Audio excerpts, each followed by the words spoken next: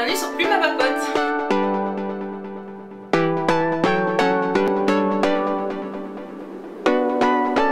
Je vous retrouve aujourd'hui pour une papote lecture durant laquelle je vais en profiter pour faire une petite update sur mes dernières lectures. Lors de ma dernière papote lecture, je vous avais dit que j'avais lu beaucoup de romances et que donc je souhaitais passer à un autre genre parce que j'en pouvais plus. Mais en fait j'ai menti et j'ai continué à lire de la romance, j'en ai encore lu 3. J'ai lu Captive du Highlander de Gillian MacLean, qui est en fait le tome 1 d'une saga qui s'appelle le Highlander, je crois. Oui, le Highlander.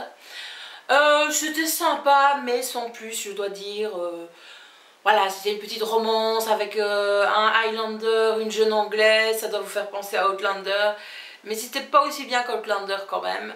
Ça c'est un peu... C'est un peu difficile en fait une fois qu'on a lu Outlander pour les autres auteurs qui s'attaquent au même sujet et dans le même genre parce qu'on a tout de suite un point de comparaison. Donc voilà, heureusement j'avais pas acheté le livre très cher, je l'avais acheté 99 cents.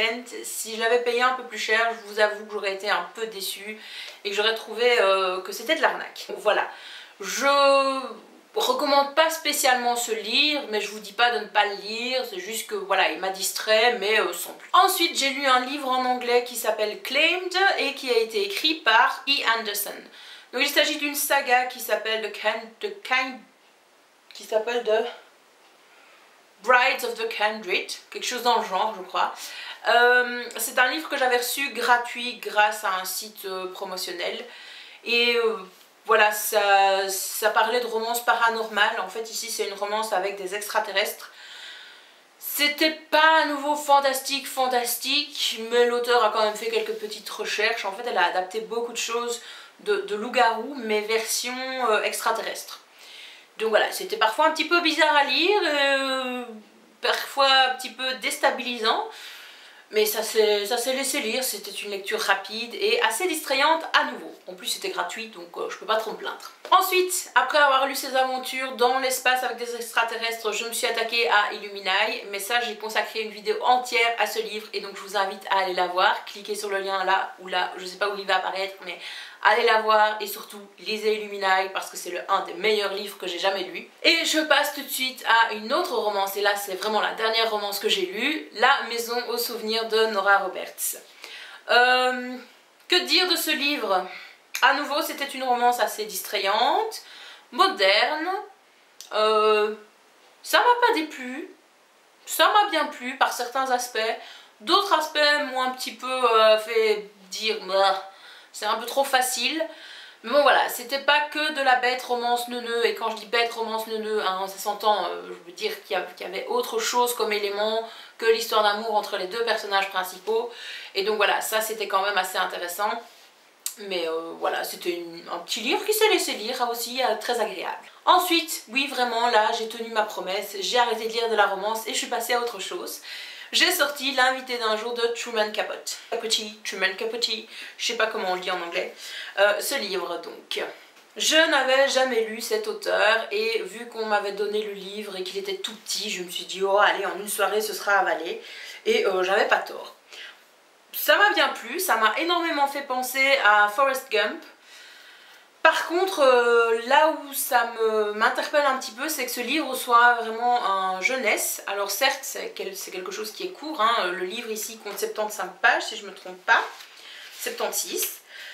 Et ce sont 2 nouvelles, donc c'est vrai que c'est extrêmement court, mais je pense pas que ce soit parce qu'une œuvre est courte qu'elle soit destinée à la jeunesse. Il y a quand même des thèmes assez complexes, des références qui ne tombent pas nécessairement sous le sens. Donc voilà, disent à partir de 11 ans,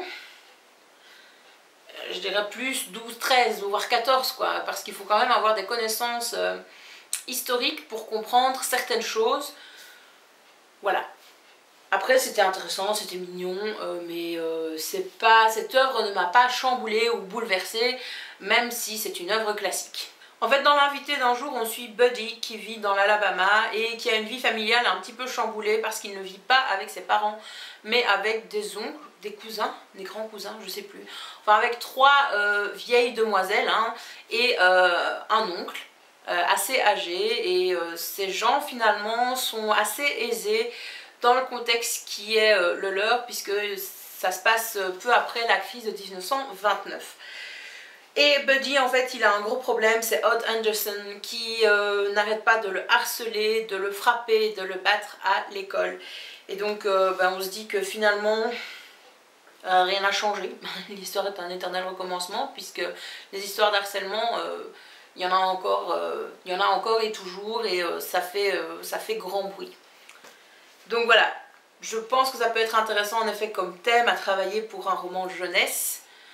Enfin pour un livre jeunesse, mais toutes les références historiques sont quand même un petit peu compliquées et moi je trouve que c'est une lecture donc qui doit être accompagnée et pas donnée à un jeune et vas-y débrouille-toi quoi. Enfin j'ai terminé mes lectures par Zéro déchet de Bea Johnson. Alors vous en avez peut-être déjà entendu parler, c'est cette jeune française qui a épousé un américain, qui s'est expatrié, qui a vécu son rêve américain et puis qui un jour s'est réveillée et s'est dit je peux pas vivre comme ça, je dois faire d'énormes changements. Et donc, elle a pour objectif d'avoir zéro déchet, de produire le moins de déchets possible. J'ai trouvé la lecture de ce livre particulièrement intéressante. Si je l'ai lu, c'est que forcément c'est une cause qui m'intéresse. Hein. L'écologie, c'est quelque chose qui me tient assez à cœur. J'ai pas appris énormément de choses dans le sens où les conseils qu'elle promulgue, ça tombe quand même énormément sous le sens. Hein. Économiser le plus possible les ressources, produire le moins de déchets possible, etc. Voilà.